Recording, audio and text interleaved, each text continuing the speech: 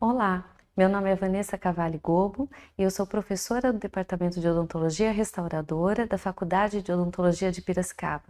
Bem-vindos à aula Protocolos Restauradores e Clareamento em Dentes com Histórico de Trauma Dental.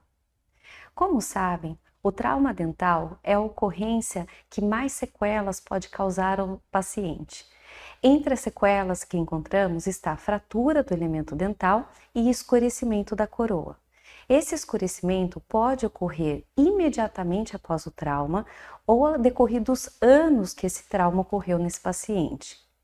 O trauma, ele é muito comum em crianças e adolescentes, normalmente acomete incisivos centrais superiores, em pacientes que possuem overgete acentuado, dentes fragilizados. Também ocorre muito frequentemente em pacientes que realizam práticas de esportes de contato ou esportes radicais e também em acidentes automobilísticos. Portanto, não é uma ocorrência exclusiva de pacientes jovens, mas podem acometer todos os nossos pacientes. Nessa aula, nós faremos primeiro uma abordagem sobre os tratamentos, os protocolos restauradores dos dentes traumatizados e na sequência falaremos sobre o clareamento dental e o protocolo realizado que promove maior eficácia e segurança para o nosso paciente.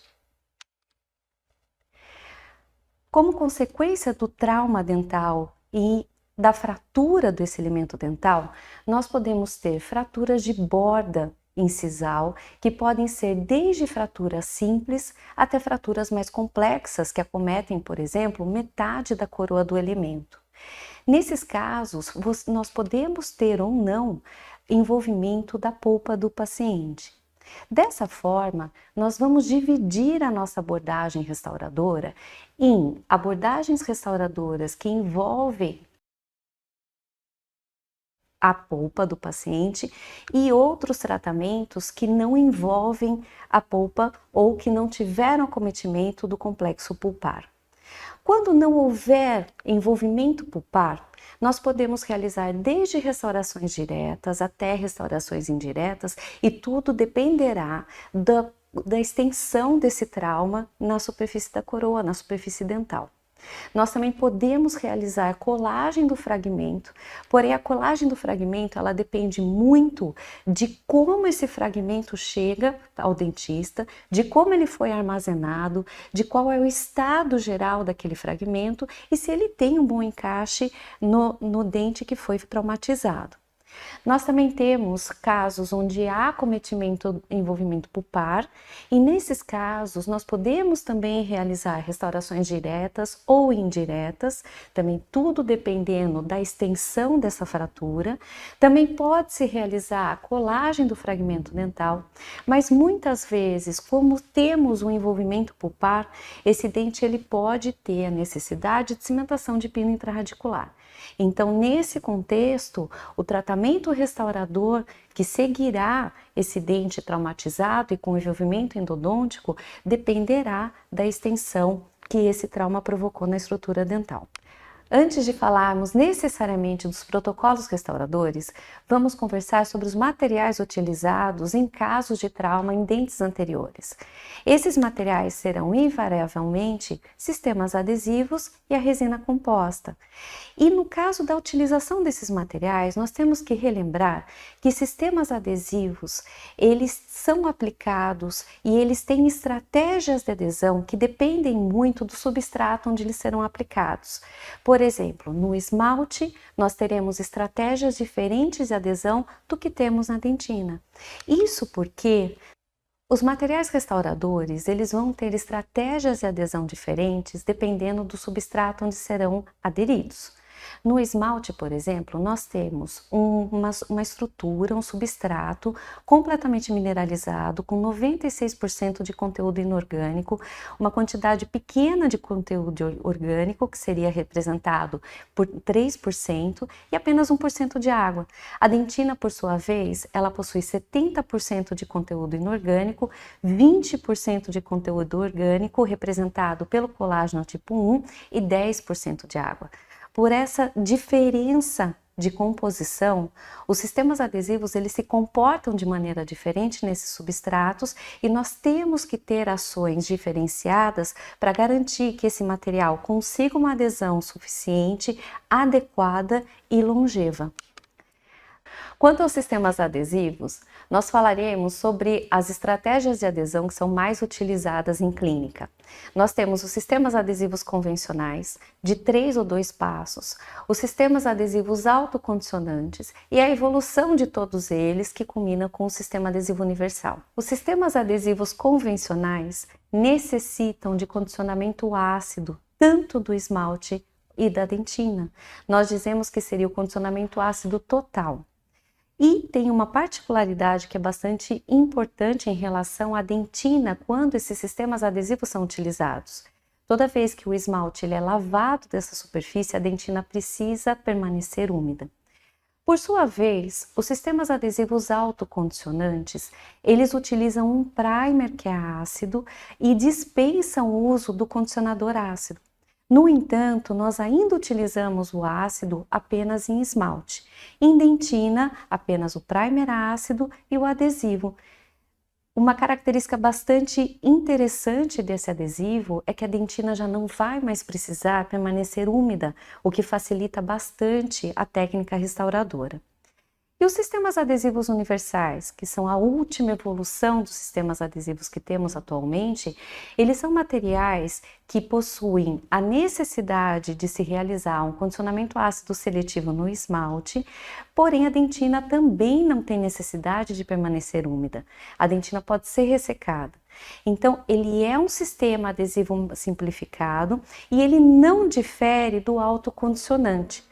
A única característica diferente dos sistemas universais é que normalmente são apresentados em frasco único e eles possuem componentes a mais do que os sistemas autocondicionantes. Entre os componentes que eles mais apresentam está o silano. Os sistemas adesivos convencionais são sistemas que utilizam o ácido fosfórico em esmalte e dentina e a característica principal desses sistemas é que a dentina deve permanecer úmida.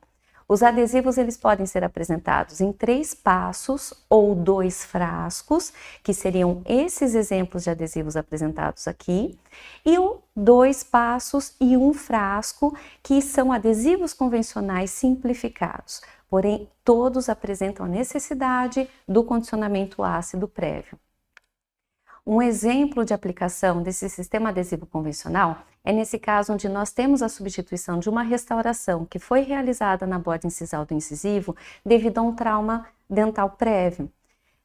Como foi utilizado o sistema adesivo convencional, nós realizamos o condicionamento ácido no esmalte de 15 a 30 segundos e quando há exposição da dentina, esse ácido deve ser aplicado na dentina por 15 segundos apenas. Depois de feito o condicionamento ácido, esse ácido vai ser lavado e é importante nesse momento que a dentina ela permaneça úmida, ela não pode ser ressecada. O fato de manter a dentina úmida faz com que essa técnica ela possa ter dificuldades a mais, porque ela acaba sendo uma técnica mais sensível de ser realizada pelos profissionais. Até por causa dessa sensibilidade técnica, os sistemas adesivos autocondicionantes surgiram. A ideia do sistema adesivo autocondicionante era justamente eliminar a utilização do ácido fosfórico, sendo que o ácido ele foi incluído no primer desses sistemas de 2 passos. O primer ele é ácido, ele será aplicado numa dentina seca e na sequência será aplicado o adesivo. Os sistemas adesivos universais, como conversamos, ele tem as características do sistema de adesão dos sistemas autocondicionantes, contudo, ele também apresenta na sua formulação alguns componentes a mais, como por exemplo o silano, que facilitaria no processo de adesão durante uma cimentação adesiva.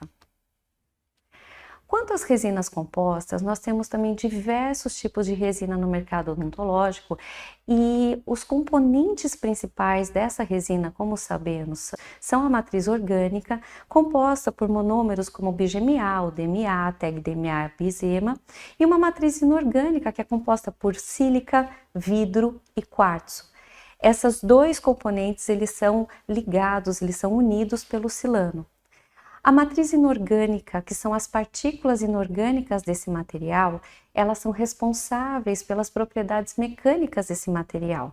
Portanto, embora nós tenhamos diversas formas de classificar as resinas, em geral nós classificamos baseados no tipo de partícula inorgânica, mas principalmente no tamanho que essas partículas inorgânicas se apresentam no material.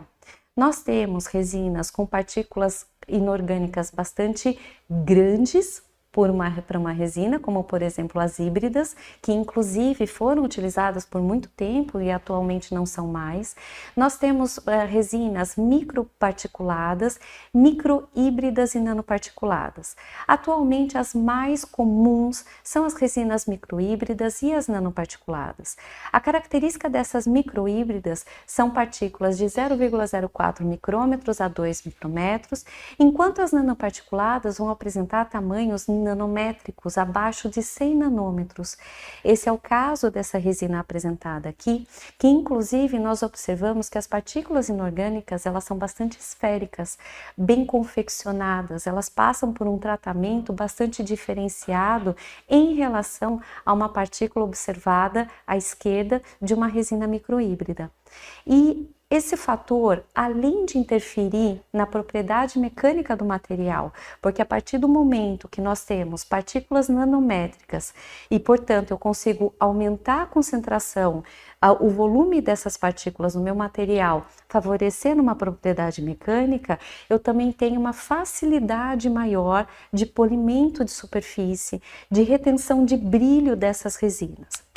Portanto, atualmente, nós temos no mercado resinas que apresentam nanopartículas, resinas que são nanohíbridas, que possuem tamanhos diferenciados, mas sempre no limite do tamanho nanométrico, e temos resinas também que apresentam partículas do tamanho suprananométrico, que na verdade ela foge dos 100 nanômetros, ela vai para 200 nanômetros, mas são resinas que possuem uma tecnologia que permite um polimento de superfície bastante interessante para um paciente.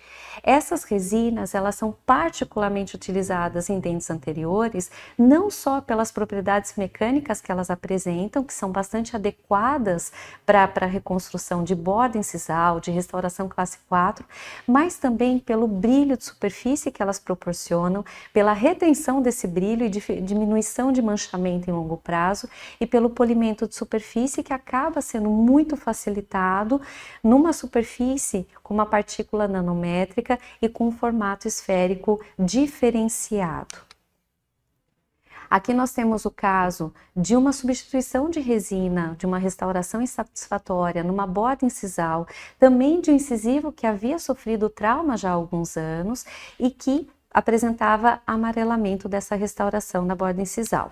O primeiro passo para a realização dessa restauração é verificarmos qual é a forma dessa restauração, como ela se apresenta. Por se tratar de um caso de substituição, nós temos aqui a possibilidade de realizar uma muralha de silicone que vai servir como anteparo para que nós possamos mimetizar a forma dessa restauração, se essa restauração tiver uma forma bastante adequada. Esse procedimento, essa técnica já não é possível no caso de uma fratura recém-acontecida, no qual o paciente chegará no seu consultório com o dente fraturado e que provavelmente você vai restaurar, você vai reconstruir aquele dente pela técnica da mão livre. Mas quando nós temos a possibilidade de fazer uma restauração com uma muralha de silicone, nesse caso um silicone denso, nós temos uma facilidade restauradora maior. Então, o silicone ele vai ser posicionado na palatina desse dente, vai copiar a palatina e a borda incisal.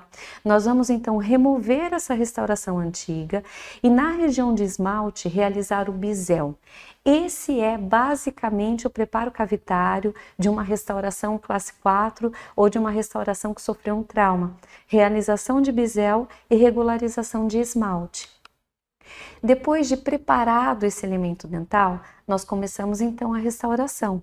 Nesse caso, utilizando uma resina nanoparticulada, nanohíbrida ou suprananométrica, ou seja, resinas que possuem partículas inorgânicas na menor escala possível de tamanho, para que a gente tenha um material que proporcione um brilho e uma facilidade de polimento maior.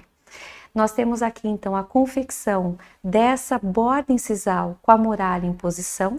Nesse caso, nós estamos utilizando uma técnica de estratificação que nós vamos comentar mais vezes nessa aula. Nessa técnica de estratificação, nós usamos em primeiro lugar uma resina de cor esmalte, ou seja, ela não é uma resina opaca, é uma resina que vai de fato mimetizar a camada palatina do dente, que é uma espessura de esmalte bastante fina, de meio milímetro aproximadamente, no máximo de 1 milímetro, e essa borda de esmalte vai servir como anteparo para a nossa reconstrução restauradora. Essa técnica, onde nós começamos a fazer a restauração da palatina para vestibular, estratificando, é a famosa técnica da estratificação. E a grande vantagem dela é o resultado estético que ela consegue dar para as restaurações anteriores. Não é uma técnica simples, normalmente são técnicas que necessitam de bastante treinamento, porque o mais difícil da técnica não é necessariamente a seleção da resina que será utilizada, mas a utilização das camadas e das espessuras de camadas adequadas para que o efeito final seja satisfatório. Aqui nós temos então a colocação da nossa borda, né, o nosso anteparo de esmalte, e depois nós vamos então inserir a resina que corresponde à resina da dentina. Essa resina ela é mais opaca e nesse momento nós vamos mimetizar o formato anatômico desse dente anterior. Se o paciente é um paciente jovem que apresenta mamelos, por exemplo, nós vamos mimetizar os mamelos com essa resina de dentina, que vai então nos fornecer o corpo da restauração, mas ela nunca atinge a superfície vestibular, ela sempre ficará meio milímetro aquém do esmalte que será a cobertura da nossa restauração. Então aqui nós temos a dentina mimetizando, ou melhor, a resina de dentina mimetizando a dentina, formando algumas características anatômicas para esse paciente. Podem ser utilizados nesse momento pincéis para texturizar, principalmente a última camada, que será mais uma vez a camada de esmalte. Então, nessa camada de estratificação, nós temos uma camada anterior de esmalte, depois uma camada de dentina. Eu posso, nesse momento da camada de dentina, inserir resinas de efeito e depois finalizar com uma camada de esmalte. Essa restauração ela vai sofrer o polimento e o acabamento para que então a gente tenha um resultado estético satisfatório. Importante notar que o acabamento e polimento de uma restauração no dente anterior, ele faz toda a diferença na restauração, porque esse é o momento em que nós podemos mimetizar a incidência de luz e reflexão de luz no nosso dente. Então nós temos muitas vezes um resultado muito mais favorável esteticamente quanto mais essa reflexão de luz acontecer, mimetizando o dente adjacente. Além das resinas com partículas inorgânicas de tamanho nanométricos, nós temos resinas universais, resinas one shade, single shade, novas resinas para nos auxiliar na resolução desses casos em dentes anteriores e posteriores. Essas resinas, elas têm como característica possuírem menos cores, porque a ideia é justamente simplificar o tratamento restaurador, principalmente nos dentes anteriores, em caso de estratificações. A ideia então é que cada um desses sistemas consiga ter cores que englobem toda a escala Vita, desde a cor A1 até a cor A4. Esse mecanismo que permite essas resinas mimetizarem a cor do dente é porque elas possuem uma certa translucidez que faz com que ela consiga então mimetizar a cor do elemento dental. Esse efeito é conhecido como efeito camaleão. Nós temos aqui um exemplo de aplicação de uma resina one shade ou single shade, a Omnichroma da Tokuyama, que é uma resina que apresenta uma cor única, mas também apresenta uma cor blocker, que significa uma cor voltada para bloquear a cor, uma cor de dentina, uma cor mais opaca à cor que translúcida que normalmente essas resinas possuem. Essas restaurações realizadas com essas resinas, elas também precisam de alguns detalhes anatômicos que são comuns a todo tipo de transformação em dente anterior. O primeiro deles é a realização do bisel. Esse bisel no esmalte vestibular, ele deve ser realizado em 45 graus, porque o bisel ele permite uma passagem de cor, a passagem da resina, de maneira que a cor ela fique mais harmônica, que nós não tenhamos uma cor abrupta entre a resina e o substrato dental. Essa resina One Shade, quando ela é aplicada totalmente numa borda incisal, muitas vezes o resultado é esse que nós vemos na imagem, uma resina que tem uma translucidez grande. No entanto, nós também temos a situação contrária. Muitas vezes, quando nós utilizamos a resina dita como blocker, que é justamente uma resina para bloquear, uma resina mais opaca, e somente ela, o resultado estético talvez não seja satisfatório e nós tenhamos uma restauração em borda incisal que é bastante opaca. E nós temos então a condição ideal, que é justamente fazer uma restauração com bisel vestibular, mas que combine um pouquinho das duas opacidades, a resina blocker como uma camada de fundo, simulando a concha palatina de esmalte, e a resina One Shade, a resina mais translúcida na vestibular, para justamente mimetizar a cor de borda incisal. Então, por mais que essas resinas universais ou single shade, elas sejam simplificadas e de fato facilitem a aplicação, nós ainda precisamos sempre conhecê-las, conhecer o material que você está utilizando para aprender a fazer essas diferenciações entre a opacidade e a translucidez que você precisa. E isso normalmente varia muito dependendo do caso clínico que o seu paciente possui. Antes de passarmos para os protocolos, seria importante então conversarmos um pouquinho sobre a anatomia desses dentes anteriores, principalmente as principais características que devem ser mimetizadas na reconstrução para que nós tenhamos um resultado estético satisfatório. Lembrar que dentes anteriores, eles possuem lóbulos de desenvolvimento e esses lóbulos de desenvolvimento na nossa restauração, eles vão ser mimetizados com uma resina na cor dentina, na cor de corpo de dentina. Nós temos também a área dos mamelos, que ela se localiza na borda incisal e ela vai ser muito mais frequente no paciente mais jovem, mas mesmo assim, a grande maioria dos pacientes, ele vai começar a ter uma translucidez na borda incisal. Talvez os mamelos eles não sejam tão evidentes, mas algum grau de translucidez talvez esse paciente possua.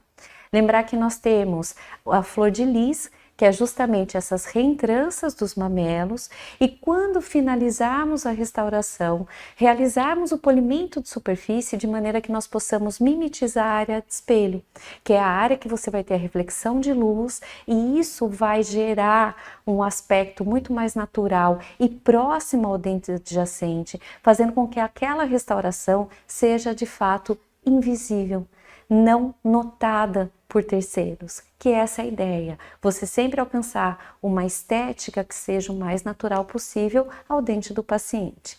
Aqui um esquema geral da anatomia dos dentes anteriores. Alguns pacientes vão inclusive apresentar periquimáceas na região cervical.